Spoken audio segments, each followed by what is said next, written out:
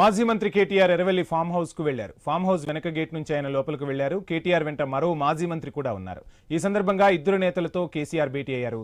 ప్రస్తుత రాజకీయ పరిస్థితులు, సిట్ నోటీసులపై ఎలా ముందుకు వెళ్లాలనే అంశంపై చర్చిస్తున్నట్లు సమాచారం.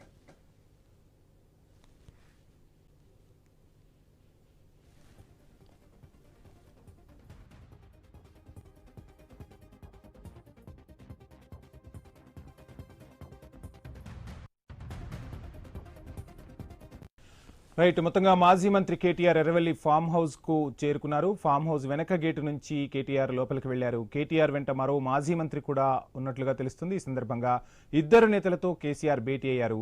ప్రస్తుతం రాజకీయ పరిస్థితులు ఎలా ఉన్నాయి, అదేవిధంగా సిట్ నోటీసులపై ఎలా ముందుకు వెళ్లాలనే అంశంపై చర్చిస్తున్నట్లుగా తెలుస్తుంది. ఇదే అంశానికి సంబంధించి ఫుల్ డీటెయిల్స్ మా ప్రతినిధి క్రాంతి అందిస్తారు. క్రాంతి, కేటీఆర్తో పాటు మరో మాజీ మంత్రి కూడా ఎర్రవెల్లి ఫామ్ హౌస్ కు చేరుకున్నట్టుగా తెలుస్తుంది. కేసీఆర్ తో ఇద్దరు భేటీ అయ్యారు. ఇద్దరితో పాటు ఇంకా ఎవరైనా ఉన్నారా? ఏ అంశాలపై చర్చ సాగుతుంది? లేటెస్ట్ అప్డేట్స్ ఏంటి?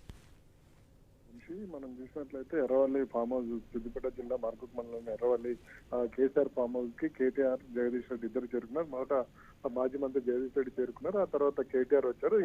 అంతకంటే ముందు కూడా మరికొంతమంది ముఖ్య నేతలు ఉన్నట్టు మనకు తెలుస్తూ ఉంది. అయితే ప్రధానంగా ఈ భేటీకి సంబంధించి మనం చూసినట్లయితే ఈ సిట్ నోటీసుల గురించే ఉన్నట్టు మనకు సమాచారం అందుతుంది. నిన్ననే కేసీఆర్ కి ఈ రోజు విచారణకు హాజరు కావాలంటే సిట్ నోటీసులు ఇచ్చింది. అయితే కేసీఆర్ ఈ రోజు అసెంబ్లీ మన మున్సిపల్ ఎలక్షన్ల చివరి నామినేషన్లకు చివరి రోజు కావడంతో ఈ రోజు అభ్యర్థుల ఎంపిక ఈ వ్యవహారాల్లో బిజీగా ఉంటానని చెప్పి మరొక రోజు విచారణకి పిలవాలని చెప్పి కేసీఆర్ వాళ్ళకి విజ్ఞప్తి చేశారు. దాంతో పాటు ఇటు సిట్ వాళ్ళు కూడా సిఆర్పీ సెక్షన్ 160 ప్రకారం ఇచ్చారు నోటీసు. ఈ సెక్షన్ ప్రకారం కేసీఆర్ 65 సంవత్సరాల వయసు పైబడిన వాళ్ళు పోలీస్ స్టేషన్ పోవాల్సిన అవసరం, వాళ్ళు ఎక్కడుంటే అక్కడనే విచారణకి అధికారులను పిలిపించి అక్కడనే విచారణ చేసుకునే అవకాశం ఉంటుంది. ఇదే విషయం కూడా కేసీఆర్ ప్రస్తావించారు.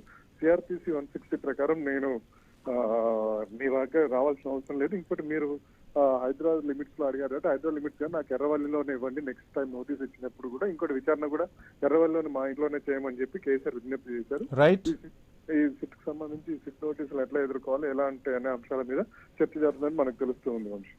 Thank you Kranti.